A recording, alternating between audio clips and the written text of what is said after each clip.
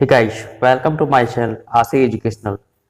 जो हमारा करंट की सीरीज चली है करंट अफेयर्स की, इसका भाग 7 लेके आए हैं आपके लिए। तो आपने यदि हमारे चैनल को पहली बार हैं तो आप चैनल को जरूर सब्सक्राइब करिएगा, जितना हो सके अपने दोस्तों के साथ शेयर करें और वीडियो को लाइक करें पसंद आए तो। चलिए तो अगले क्वेश्चन की बात करें। पहला क्वेश्चन है हमारा, इसका करंट अफेयर्स जो है भाग 7 है। आप इसको जरूर लगाइएगा और पता करिएगा आप कितने क्वेश्चन इसमें बन रहे हैं। कुल 15 क्वेश्चन होंगे इसमें से, आपके कुल कितने क्वेश्चन हो रहे हैं आप इसको जरूर बताइएगा, कमेंट करके जरूर बताइए और आपने टेस्ट लगाइए कि आपने कितने क्वेश्चन को किए हैं। चलिए पहले क्वेश्चन की बात कर लेते हैं कि भारतीय वायुसेना दिवस किस दिन मनाया जाता है।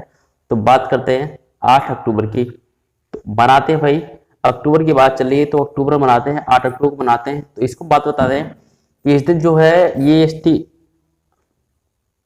स्थापना की बात करें तो ये कब हुई थी इसकी स्थापना, यानी कि ये वायुसेना दिवस है। वायुसेना दिवस कब मनाते हैं, पहला पॉइंट तो आप याद रखिएगा, 8 अक्टूबर को मनाते हैं।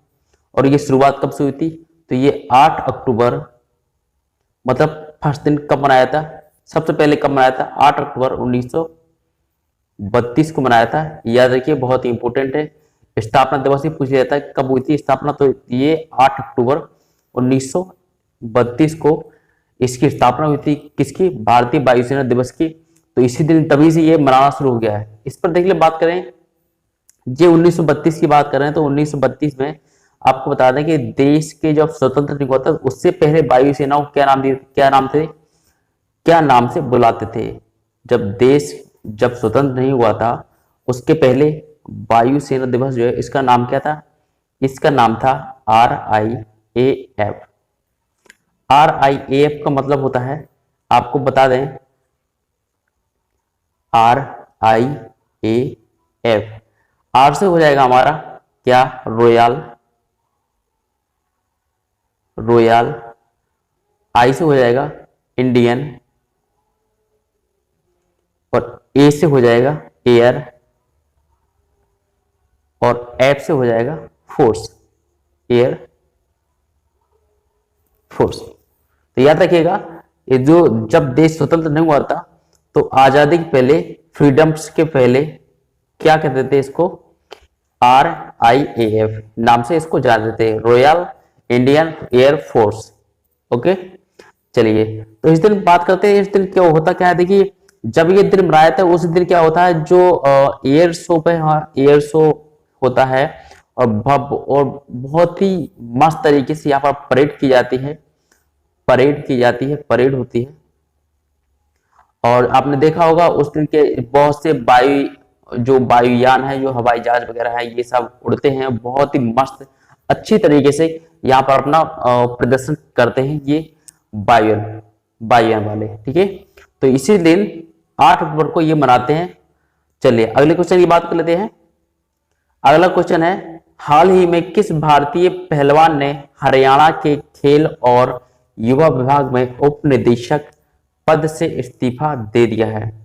तो ये हाल की बात कर रहे हैं, अभी हाल ही में किसने क्या है, जो हरियाणा की महिला पहलवान हरियाणा की हैं, उन्होंने क्या है उप निदेशक पद से अपना इस्तीफा दे दिया है। तो ये कौन है, बबीता फोगाट, गीता फोगाट, ऋतु फोगाट, प्रियंका फोगाट।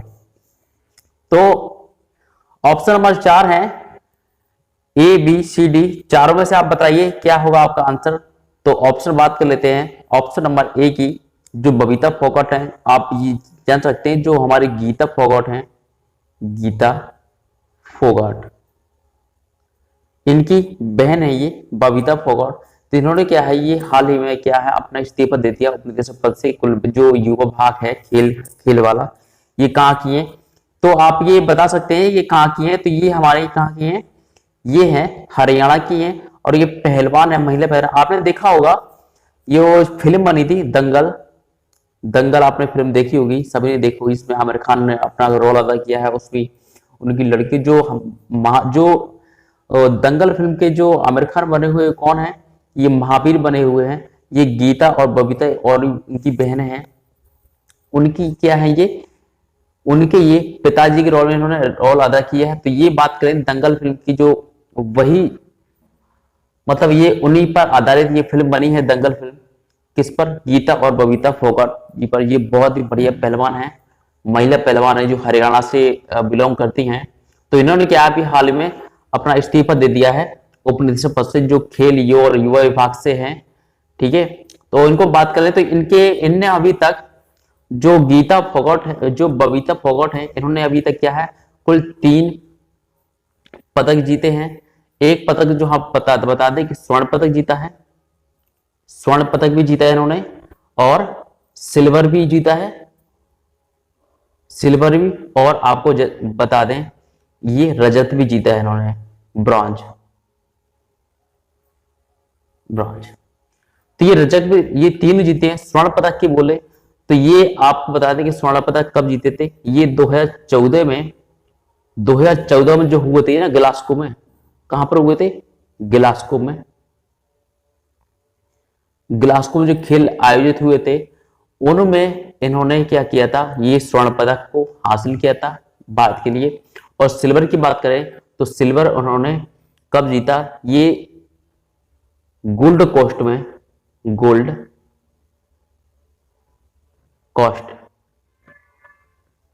गोल्ड कोस्ट की बात करें तो गोल्ड कोस्ट में इन्होंने जीता था जब आयोजन हुआ था 2018 में। कब हुआ था? 2018 की बात कर रहे हैं।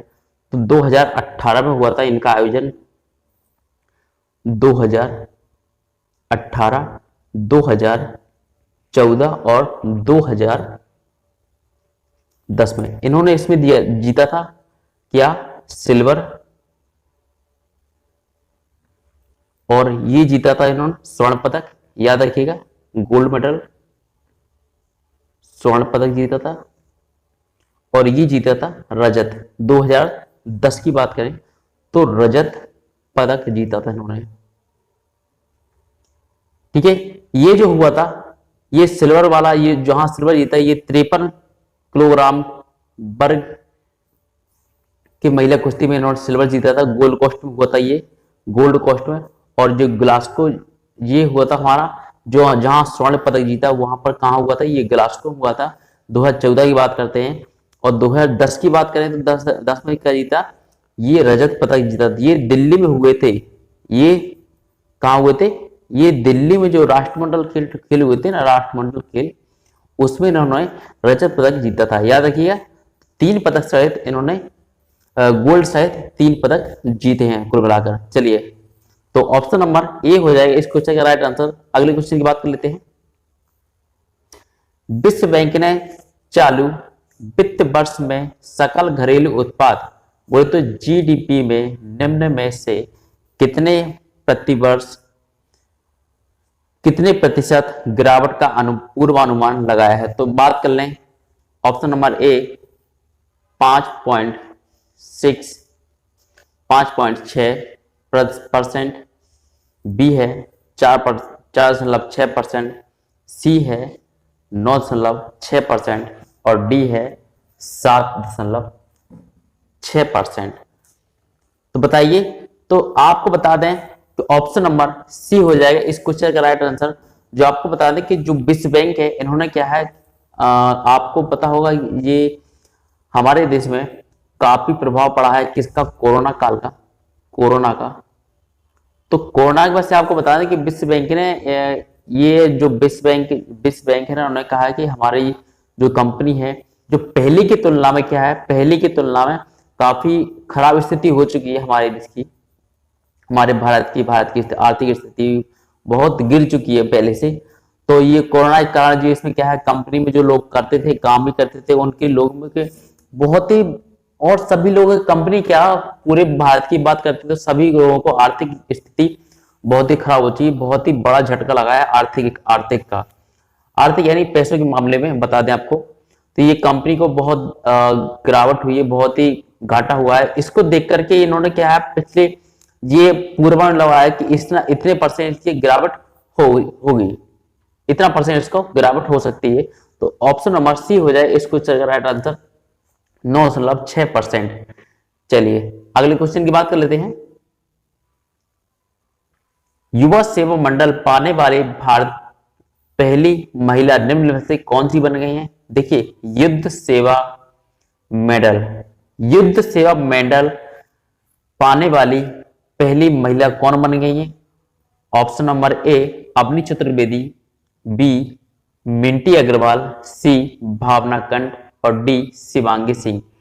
आपने पढ़ा होगा करंट, तो आप बताइएगा और अपना स्कोर बताइए कि आपका कितना स्कोर हो रहा है। तो यदि आप चैनल पर पहली बार आए तो चैनल को जरूर सब्सक्राइब करिएगा। चलिए तो इसकी बात कर लेते हैं। ऑप्शन नंबर बी हो जाएगा इस क्वेश्चन का राइट आंसर, मिंटी अग्रवाल। मिंटी अग्रवाल की बात करें तो ये इन पर देखिए इन्होंने मेडल पाया, क्यों पाया कि एयरफोर्स डे पर इन्होंने सम्मानित किया जाएगा। पहली बात तो ये है, एयरफोर्स कब मनाते हैं, डे कब मनाते हैं, अभी हाल में पढ़ा है एयरफोर्स डे की बात करें तो ये कब मनाते हैं, 8 अक्टूबर को, अभी हाल में बात की थी। तो इन्होंने क्या किया था, जो हमारी जो एक बालाकोट एयर स्ट्राइक कार्रवाई में क्या किया था इन्होंने, स्क्वाड्रन लीडर मिंटी अग्रवाल ने, ये स्क्वाड्रन मिंटी अग्रवाल ने उड़ान भरने वाली ये सेवा, तो युद्ध सेवा मंडल पाने वाली पहली महिला निम्नलिखित में से कौन सी बन गई है? तो ये हमारी मिंटी अग्रवाल बन गई हैं। तो बात करें तो ये मिंटी अग्रवाल की, तो बालाकोट एयर स्ट्राइक की कार्रवाई में इन्होंने क्या अपनी बहुत ही महत्वपूर्ण, कौन सी, बालाकोट में हुई थी ये, बालाकोट में जो उड़ान भरी हुई थी ना, उनमें इन्होंने क्या है बहुत ही अहम भूमिका निभाई थी। तो यहां पर ऑप्शन नंबर बी हो जाए इसको का राइट आंसर। इनको कब सम्मानित किया गया? तो ये किया गया एयरफोर्स डे के दिन, जो 8 अक्टूबर को मनाते हैं। चलिए बात करें अगले क्वेश्चन की। भारतीय खेल प्राधिकरण ने अपने किस खेल प्रशिक्षकों से एक वर्ष में कितने बार फिटनेस टेस्ट कराने को कहा है? देखिए, भारतीय खेल प्राधिकरण ने अपने सभी खेल प्रशिक्षकों से एक वर्ष में कितनी बार फिटनेस टेस्ट कराने को कहा है? तो ऑप्शन नंबर ए 3 बार, बी 4 बार, सी 2 बार, डी 5 बार। ऑप्शन नंबर बताइए कौन सा होगा इस क्वेश्चन का राइट आंसर? तो बात कर ले, इस क्वेश्चन का राइट आंसर होगा ऑप्शन नंबर सी 2 बार। तो साल में क्या है 2 बार फिटनेस टेस्ट कराने की जो खेल के प्रशिक्षक हैं उनको फिटनेस टेस्ट कराने को कहा गया है। उनको जो प्रशिक्षक हैं यानी कि जो प्रशिक्षण दे रहे हैं, इस तरह से सभी जो दे रहे हैं और जो ले रहे हैं दोनों के लिए ये बहुत ही महत्वपूर्ण है कि ये फिटनेस टेस्ट उनको कराना चाहिए, ताकि वो कितने फिटनेस है, अपने जो प्रदर्शन दिखाते हैं उनमें कितने फिट हैं, वो उनको ये टेस्ट कराने की बहुत जरूरत है। कि तो साल में कितनी बार कराने का ये मिला है, कहा गया है? तो ये साल में 2 बार कराने को कहा गया है। ठीक है, तो ये भाई आपको बता दें कि अनुकूल स्वास्थ्य मानकों के आधार पर यह तय हुआ है। यह टेस्ट जो है फिटनेस टेस्ट, ये आयु अनुकूल स्वास्थ्य मानकों के आधार पर ये टेस्ट कराने का तय हुआ है। ऑप्शन नंबर सी हो जाएगा इस क्वेश्चन का राइट आंसर, 2 बार टेस्ट करेंगे सभी प्रशिक्षक। अगले क्वेश्चन की बात कर लेते हैं। वित्त मंत्री निर्मला सीतारमण के अनुसार क्षतिपूर्ति उपकर से प्राप्त कितने करोड़ रुपए का वितरण राज्यों के बीच किया जाएगा? तो ये बात करते हैं, ये किया जाएगा 20,000 करोड़ रुपए। ऑप्शन नंबर डी होएगा इस क्वेश्चन का राइट आंसर, डी हो जाएगा। चलिए अगले क्वेश्चन की बात करते हैं। Indo American chamber of commerce IACC ने हाल ही में किस भारतीय उद्योगपति को ICC life time achievement and global excellence पुरस्कार से सम्मानित किया है? तो बात करते हैं इनकी। तो ये देखिए आपको बता दें कि ये option number A Shashikant Ruia, B Ratan Tata, C Anil Ambani और डी आनंद महिंद्रा। तो आपको बता दें आपको सभी का ऑप्शन जा रहा होगा अनिल अंबानी पर, लेकिन ये आनंद अंबानी नहीं है और ये ऑप्शन नंबर बी हो जाएगा इस क्वेश्चन का राइट आंसर, रतन टाटा जी। रतन टाटा की बात करें तो ये टाटा के नेतृत्व ये जो Indo Indo American chamber of commerce ICC जो उद्योगपति जो हैं, भारतीय उद्योगपति ICC life time achievement and global excellence पुरस्कार सम्मानित किया गया है। क्योंकि यहाँ पर आपको बता दें कि रतन टाटा जी हैं, इनके नेतृत्व में टाटा जो समूह है, टाटा ग्रुप ऑफ टाटा, इन्होंने क्या है बहुत ही विस्तार किया है अपने काल में। इन्होंने क्या है टाटा ग्रुप वालों ने क्या है बहुत ही अपने काल में इसका टाटा का बहुत ही बड़ा विस्तार किया है, बहुत ही डेवलप किया है। डेवलप का एक तरह से बहुत ही डेवलप किया है अपने नेतृत्व में। और ये आपको बता दें इनके नेतृत्व में क्या है 3 दशक के भीतर अमेरिका में सबसे बड़ी रोजगार देने वाली भारतीय कंपनी बन गई। देखिए 3 दशक यानी कि 3 दशक सभी जानते होंगे 3 दशक होते क्या है, 3 दशक यानी कि 30 साल, 1 दशक यानी 10 साल, 3 दशक यानी कि 30 साल। 30 साल में क्या है, 30 साल में ये जो अमेरिका में सबसे बड़ी रोजगार देने वाली भारतीय कंपनी बन गई। देखिए भाई हमारी जो कंपनियां हैं हमारे देश की जो कंपनियां हैं वो अमेरिका में भी जा चुकी हैं अमेरिका में, और वहां के लोगों को भी ये रोजगार प्रदान करा रही हैं। याद रखिएगा, तो हमारे देश में भी काफी महत्व है दूसरे देशों में हमारे देश का। तो हमारी जो टाटा कंपनी है ये दूसरे देशों में भी फैली हुई है, वहां पर यह बात है कि अमेरिका की, तो अमेरिका में काफी रोजगार दे रही है। सबसे बड़ी कंपनी जो है वहां पर खोली गई है जो वहां के लोगों को रोजगार दे रही है। ऑप्शन नंबर बी हो जाएगा इस क्वेश्चन का राइट आंसर। अगले क्वेश्चन की बात कर लेते हैं। भारत सरकार की ओर से गांधी जयंती पर किस देश को 41 एम्बुलेंस और 6 स्कूल बसें उपहार में दी गई हैं? Option number A Bangladesh, B Pakistan, C Bhutan और डी नेपाल।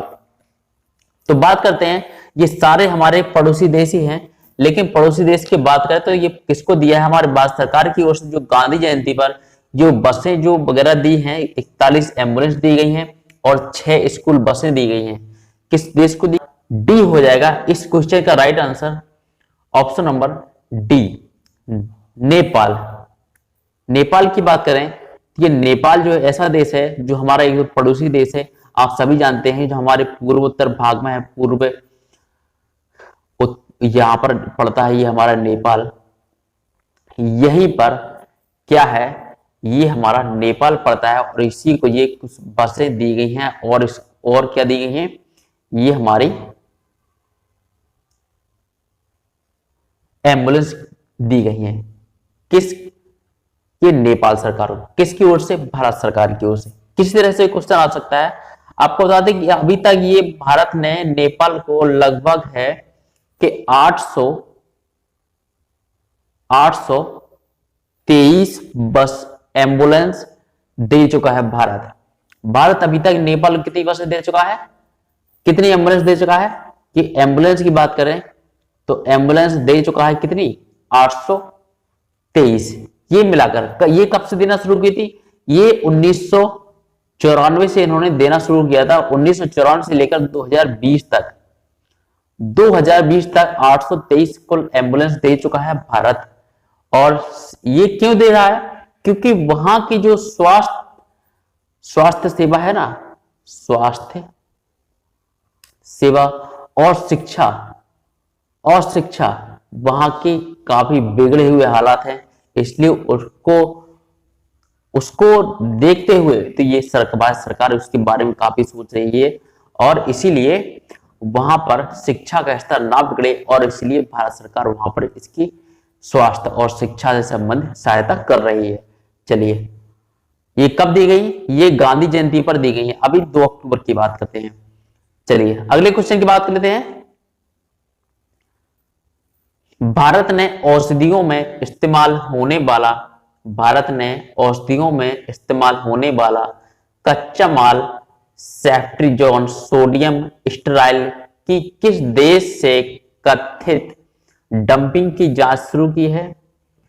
देखिए, बात करते हैं भारत ने जो औषधि हैं ये इस्तेमाल होने वाले जो कच्चा माल सेफ्ट्रिजोन सोडियम स्टेराइल है, ये किस तरह से कथित डंपिंग करने की जांच की है। तो इसका बात करते हैं, इसका सबसे पहले बात करते हैं इसका ऊपर जो सोडियम स्टेराइल है, स्टेरोजोन सोडियम स्टेराइल है, इसका उपयोग कहाँ होता है? पेट में होता है, जो संक्रमण हो जाता है ना, पेट में संक्रमण हो जाता है, और त्वचा का जो संक्रमण होता है, यानी त्वचा वाली जो बीमारी होती है और श्वसन संबंधित जो भी बीमारी होती है ना, उनके इलाज में इसका उपयोग किया जाता है। किसका? सेफ्ट्रिजोन सोडियम स्टेराइल का, सेफ्ट्रिजोन सोडियम स्टेराइल का। इसकी बात करते हैं तो ये कहां होता है? ये पेटों के जो संक्रमण होता है, पेटों का संक्रमण होता है। और बात करें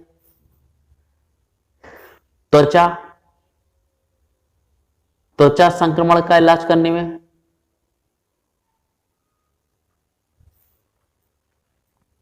और बात करें जो श्वसन संबंधी जो होती है बीमारियां, श्वसन संबंधित जो बीमारी होती है उनका इलाज करने में ये जो सेफ्ट्रिजोन सोडियम स्टेराइल होता है, इसका बहुत ही महत्वपूर्ण, ये दवाई पर काम होती है, ये दवाइयां बनाने के लिए काम आता है। और ये तो अच्छी बात है, पर ये जांच करने की किसने? तो आपको बता दें कि जो घरेलू विनिर्माता है, यानी कि घरेलू जो उत्पादक है, एक बात से करें, उत्पादक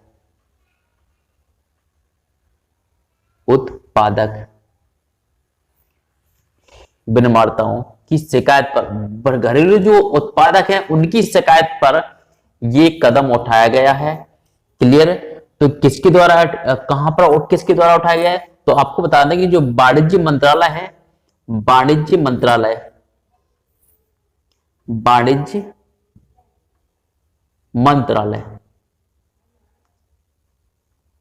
ये वाणिज्य मंत्रालय को इन्होंने आवेदन दिया है, और इन्होंने ही ये जांच शुरू की है। किन्होंने? वाणिज्य मंत्रालय है। ठीक है, तो ऑप्शन नंबर क्या हो जाएगा इस क्वेश्चन का? तो ऑप्शन नंबर बी हो जाएगा इस क्वेश्चन का राइट आंसर, चीन। चलिए अगले क्वेश्चन की बात करते हैं। विश्व शिक्षक दिवस निम्न में से किस दिन मनाया जाता है? तो option number A 10 March, B 12 March, C 5 October और डी 15 मई। ऑप्शन नंबर सी हो जाएगा इस क्वेश्चन का राइट आंसर, 5 अक्टूबर। तो 5 अक्टूबर को मनाते हैं क्या? शिक्षक दिवस। कौन सा? विश्व शिक्षक दिवस। और बात करते हैं 5 सितंबर को भी मनाते हैं भारतीय शिक्षक दिवस। 5 सितंबर याद रखिएगा, कंफ्यूज मत होना। 5 सितंबर को मनाते हैं भारतीय शिक्षक दिवस, भारतीय शिक्षक दिवस। और 5 अक्टूबर को मनाते हैं क्या? विश्व शिक्षक दिवस। याद रखिएगा, बहुत ही इंपॉर्टेंट है। इसमें क्या है? शिक्षकों की स्थिति में सुधार लाने के लिए यह मनाया जाता है, शिक्षकों की स्थिति में सुधार लाने के लिए। क्लियर? और ये सबसे पहले कब मनाया गया था? 1966 की बात करें, 1966 में इसको मनाना प्रारंभ हुआ था। तब 1966 में ये बैठक हुई थी, किसके द्वारा? यूनेस्को के द्वारा। यूनेस्को और जो श्रम संगठन है, श्रम संगठन, इन दोनों में क्या है कि बैठक जो हुई थी इन 1966 में, तभी से ये मनाना, ये शिक्षक दिवस, विश्व शिक्षक दिवस मनाना शुरू हुआ था इसी दिन से। तो ऑप्शन नंबर सी हो जाएगा इस क्वेश्चन का आंसर। अगले क्वेश्चन की बात करते हैं। विदेश मामलों की संसदीय समिति का सदस्य हाल ही में किसे चुना गया है? ए हरसिमरत कौर बादल, बी स्मृति ईरानी, सी जयाप्रदा और डी हेमा मालिनी। तो बात करते हैं, जो ऑप्शन नंबर हमारा ए है, ये हमारा क्वेश्चन का राइट आंसर हो जाएगा हरसिमरत कौर बादल। ये आपको बता दें, ये जो अभी हाल ही में चर्चा में भी रही है। क्यों चर्चा में रही? कि जो कृषि कानून के विरोध में है, क्योंकि ये कृषि कानून के विरोध में केंद्रीय मंत्रिमंडल ने इस्तीफा इनको दे दिया था। जो कृषि कानून है उनके अनुसार इन पर विरोध हुआ था, इन्होंने विरोध किया था। तो उसी में इन जो कृषि कानून संबंधित है उन पर इन्होंने विरोध किया था, और ये अपना विरोध के मामले में, और ये इन्होंने अपना इस्तीफा दे दिया था। ठीक है, तो आपको बात कर रहे हैं, तो ये जो हमारी विदेश मामलों की संसदीय समिति के सदस्य किसे चुना है, तो आप बता दें।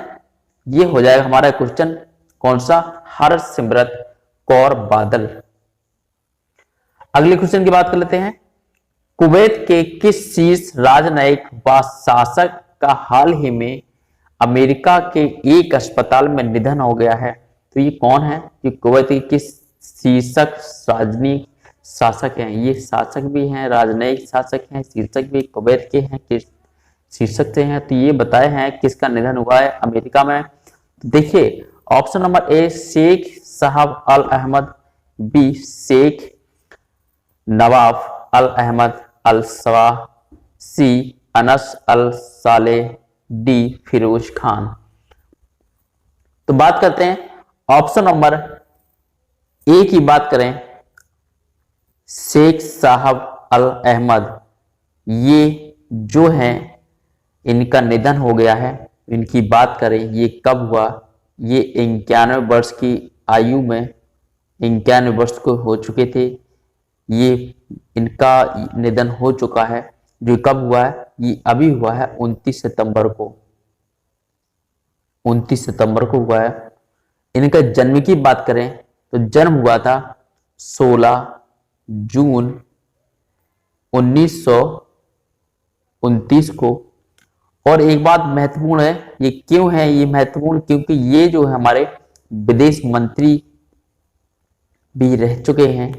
कब? ये 1963 में ये विदेश मंत्री भी रह चुके हैं। याद रखिए बहुत ही इंपॉर्टेंट है इसलिए, क्योंकि इनका हाल ही में निधन भी हुआ है। तो ये विदेश मंत्री हैं और जो विदेश नीति के वास्तुकार के रूप में भी इनको जाना जाता था। याद रखिएगा ऑप्शन नंबर ए हो जाएगा इस क्वेश्चन का राइट आंसर। अगले क्वेश्चन की बात कर लेते हैं।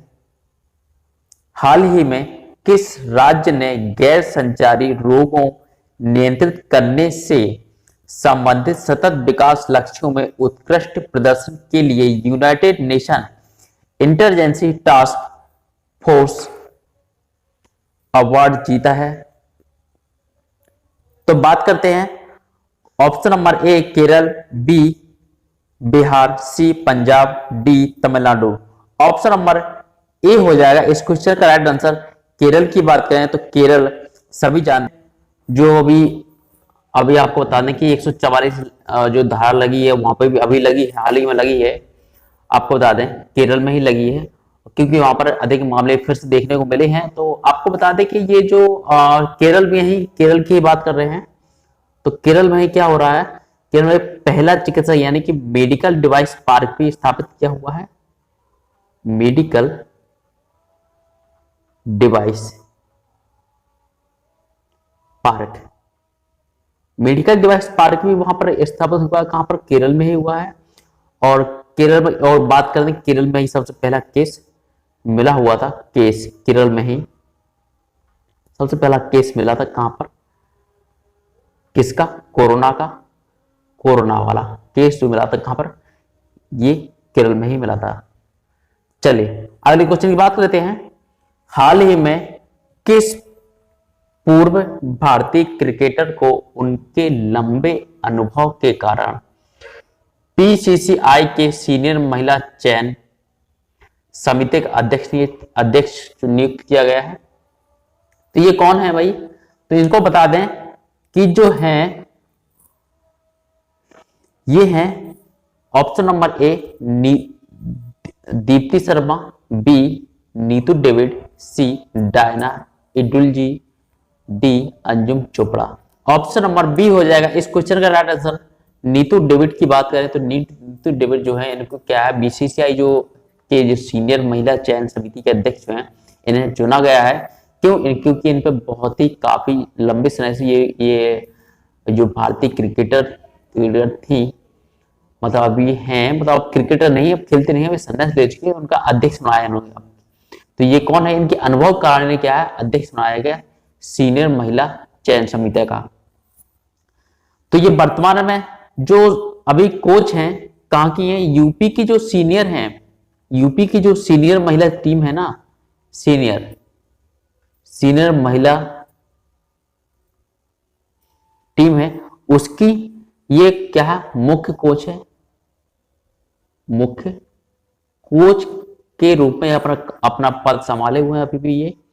और ये इन्होंने जो अध्यक्ष बनेंगे हैं, जो अध्यक्ष नियुक्त है, ये किसकी जगह लेगी, तो ये जो हेमलता जी थी पहले क्या थी, ये हेमलता थी, हेमलता थी, इनकी जगह रिप्लेस किया है कि इन्होंने नीतू डेविड ने, नीतू डेविड जी ने। तो नीतू डेविड ने किया है, इनकी एक अलग से समिति बनी है। तो इसमें कुल कितने सदस्य होंगे ये समिति में, इस समिति में कुल 5 सदस्य होंगे, 5 सदस्यों की ये समिति होगी, सदस्यों की समिति होगी। इसकी अध्यक्ष कौन रहेगी, Neetu David. Option number B हो जाएगा इस क्वेश्चन का answer, option number B Neetu David के साथ जाएंगे, ऑप्शन नंबर बी। अगले क्वेश्चन की बात करते हैं। असम की जिस पहली और एकमात्र महिला मुख्यमंत्री का हाल ही में निधन हो गया है, ये कौन है। देखिए इंपोर्टेंट क्वेश्चन है। असम की जो मुख्यमंत्री थी, जो एकमात्र मुख्यमंत्री थी, असम की जो पहली मुख्यमंत्री थी, वो अभी तक और कोई बना नहीं है, तो उनका निधन हो चुका है हाल ही में। तो वो तो इंपोर्टेंट बनता है क्योंकि ये पहली महिला भी थी और मुख्यमंत्री भी थी और हाल ही में निधन भी हुआ, जो कहाँ की, असम की है, याद रखिएगा। तो option number A Syeda Anwara Taimur, B Harsimrat Kaur Badal, C Shekhar Kapur, D Jaswant Singh. Option number A की बात करते हैं, ऑप्शन नंबर ए हो जाएगा इस पिक्चर का आंसर सैयद अनवरा तैमूर, जिनका हाल ही में निधन हुआ है, असम की पहली एकमात्र महिला है जो मुख्यमंत्री बनी थी। तो आई होप आपको पसंद आया होगा ये वीडियो। यदि आपको पसंद आया तो वीडियो को लाइक करें, जितना हो सके जितना हो सके वीडियो को सब्सक्राइब करें। आई होप आपको वीडियो पसंद आया हो, जितना हो सके वीडियो को लाइक करें और चैनल को सब्सक्राइब करें ताकि आगे जो भी वीडियो बनाए तो आपको उसका नोटिफिकेशन मिल जाए। इसी तरह हमारे साथ बने रहिए। यदि आपने हमारे वीडियो को पहले नहीं देखा है तो और भी हमारे पार्ट बने हुए हैं, हर चीज का बना हुआ है, आप उसमें जाकर हमारे प्लेलिस्ट में जाइए और जितना हो सके हम अपने दोस्तों के साथ शेयर करिए और आप खुद इसको लगाइए। तो thank you and bye bye.